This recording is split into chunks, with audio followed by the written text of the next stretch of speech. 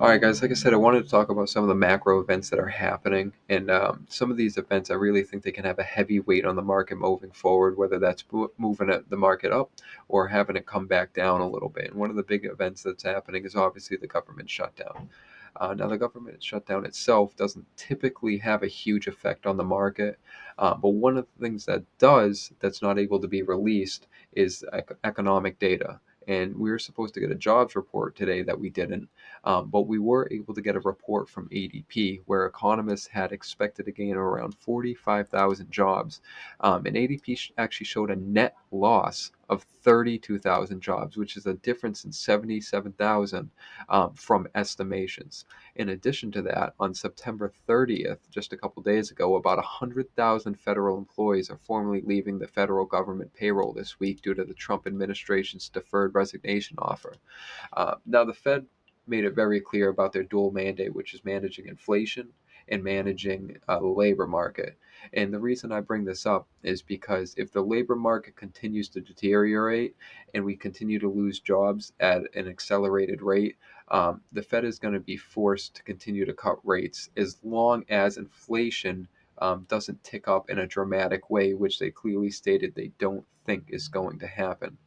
And another macro event that's happening that could go hand in hand with that is that this month specifically, October, there's 16 ETF applications that SEC is to make a decision on, and some of these include Solana, XRP, and Litecoin. They're actually mostly altcoins, and not Bitcoin or Ether.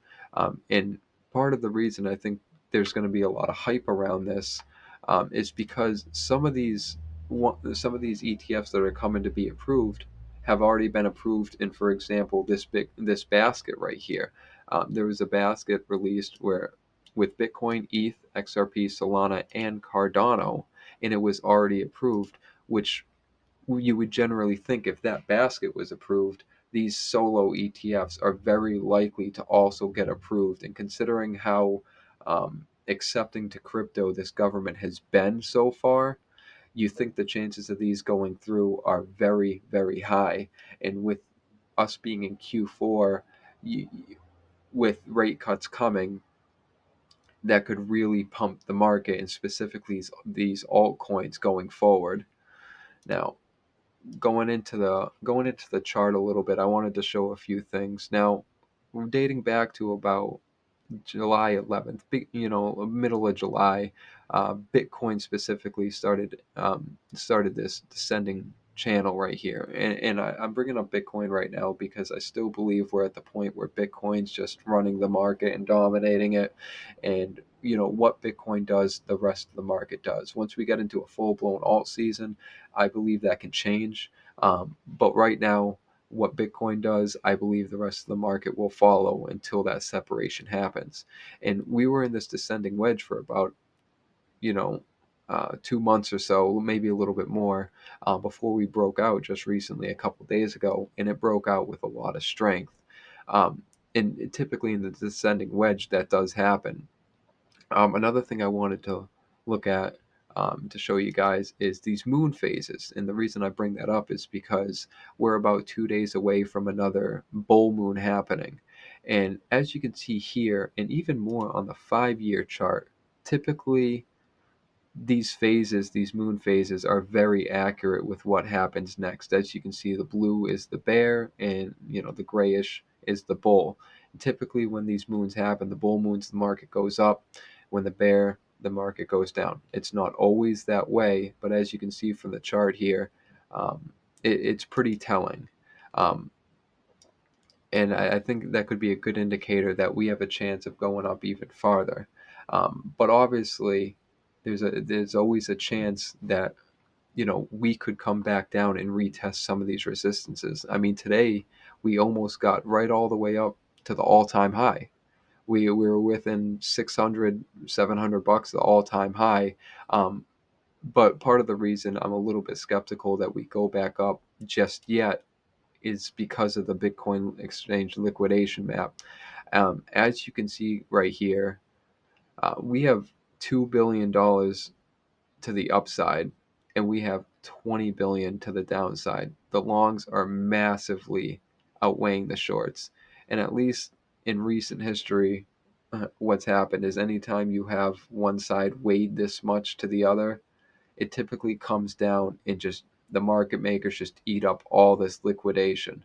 Now, know that can change a little bit as we get into a bull market and we can sustain longer periods of time of being lopsided and leveraged this much. But it's something to keep in mind with all these events happening, with Q4 happening, and a lot of hype happening, that there's still some risk to come back down to the downside and maybe retest 120. 118 if it goes even lower, like 113.5. And I don't think that would be anything like super abnormal, and I think it could be a healthy retest. But it's something to keep in mind going forward. And speaking of Q4, with September being green, this is from Lark Davis. I thought this was a really cool chart. Some of the recent years, this is what it's looked like when September was green, from 15 all the way to 24. There have been some amazing gains that happened when September was green. And additionally, October rates of return after the halvings. Now, obviously, things are going to move down, and we're not going to get as big a gains as we did in the past. But this is a pretty good sign. 53% here, 49 and 40%. Yeah, maybe we go down to 30 or 25, but that still puts Bitcoin, at a really high price by the end of October. And these are some of the points I wanted to cover. And obviously, with everything that's happening, I got some cautious optimism, I would say. We seem to be going into a Q4, with upcoming rate cuts, ETFs, a lot of hype, and a lot of good things that could happen. But you just never know, and you always want to make sure you're set up for the upside and make sure you're set up for the downside, because as we've learned, it could really go either way. That's all I really wanted to cover for today. And if you guys have any questions, comments, or anything along that lines, please leave it down below.